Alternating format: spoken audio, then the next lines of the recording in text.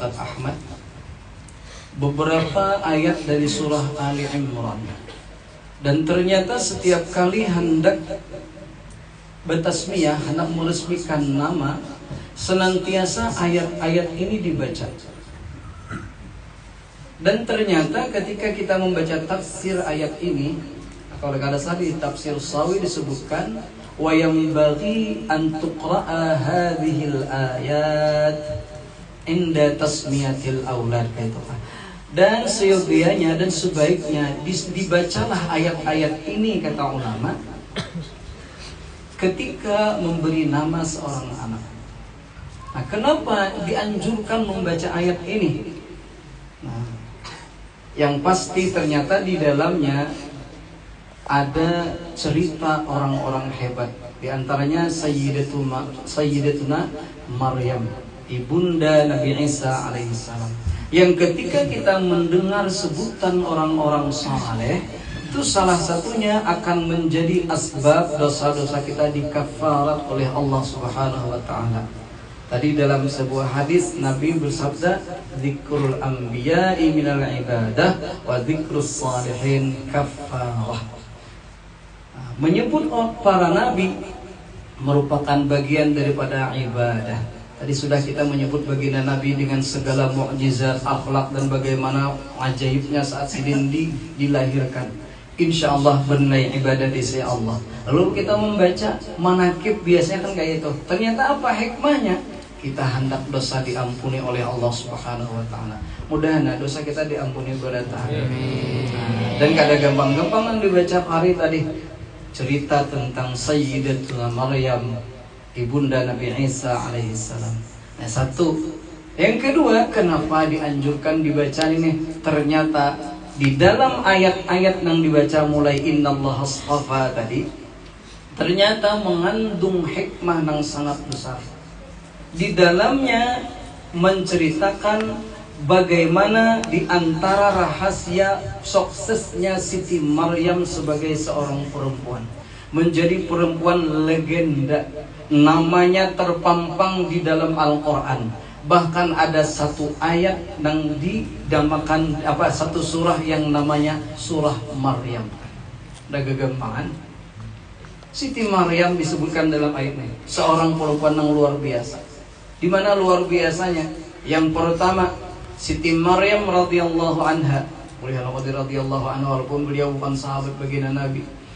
Siti Maryam ini ternyata di antara keistimewaannya adalah diberikan pertumbuhan dengan pertumbuhan yang sangat ajaib.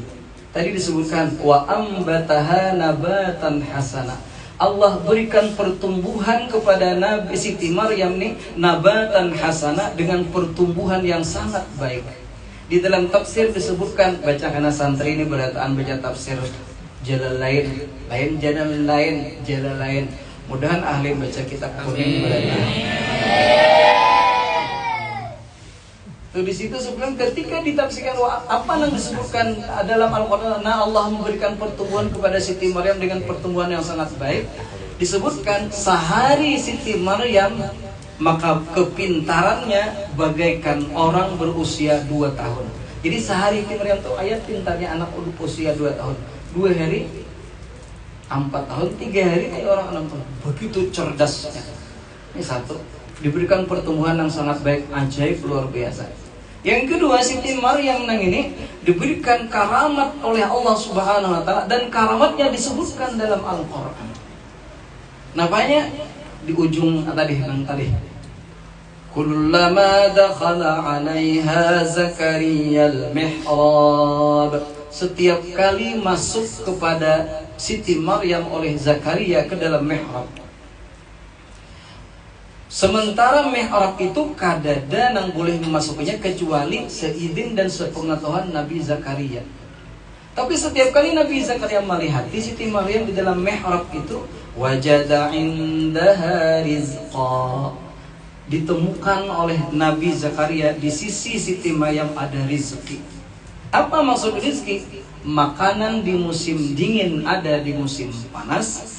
Makanan buah-buahan di musim panas ada di musim dingin. Kada musim tiwadak ada tiwadak, Kada musim semangka ada semangka, kada musim langsat ada langsat. Luar biasa. Ketika itu Nabi Zakaria heran, lalu berkata, qala ya Maryamu anna laki hadha. Berkata Nabi Zakaria, ya Maryamu, wahai Maryam, anna laki hadha, di mana ikam dapat ini? Qalat huwa min indillah. Siti Maryam menjawab dengan jawaban yang sangat menakjubkan. Huwa min indillah.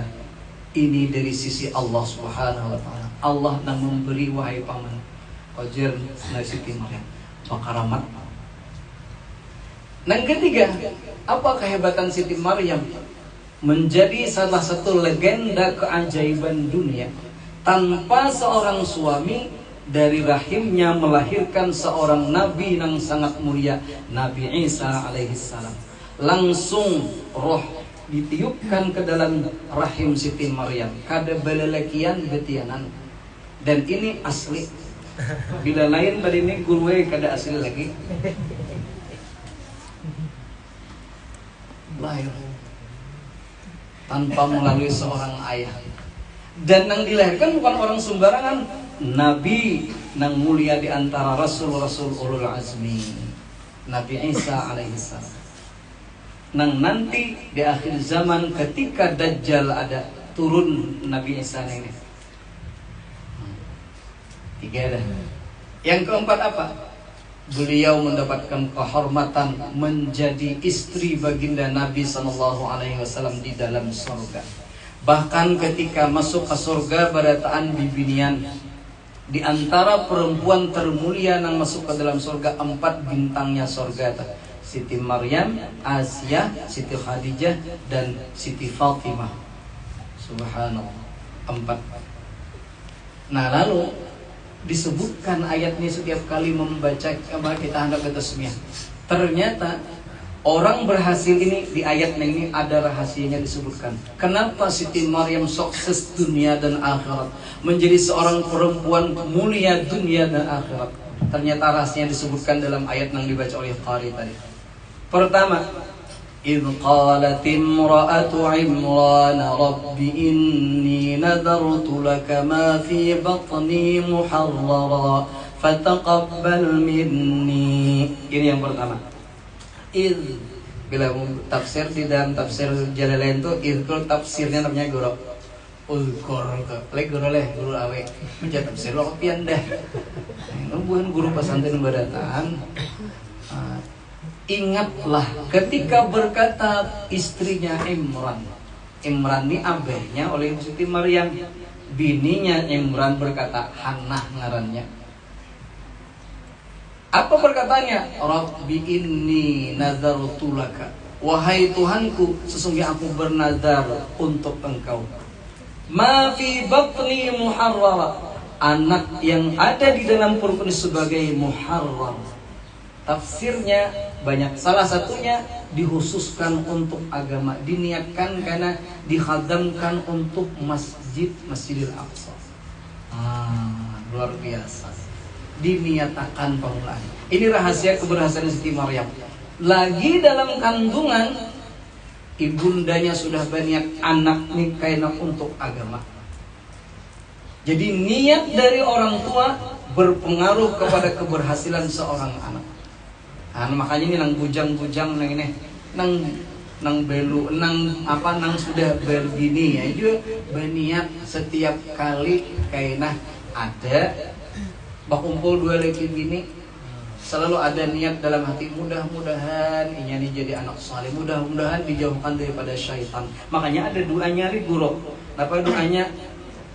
Bismillah, Allahumma jannibna syaitan wa jannibis syaitan ma razaqtana. Hafal lagu ya. Itu doa. Man ata ahlahu. Itu doa.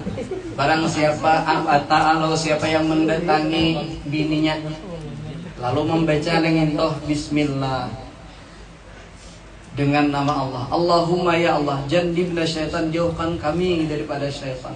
Wa jannibis syaitan ma razaqtana, dan jauhkan kami jauhkan syaitan daripada apa ya rizki yang Engkau berikan kepada kami. Maka ketika seandainya berkumpul tuh jadi anak, maka anaknya dihindarkan daripada syaitan.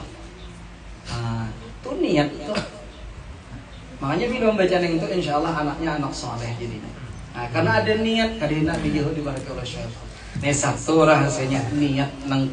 Dan ternyata memang niat inilah yang menentukan segalanya. Seindah-indahnya amal ibadat, kamana, kabahaji, ke apakah? Ketika niatnya baik sejadinya. Ketika niatnya rusak juga amalnya.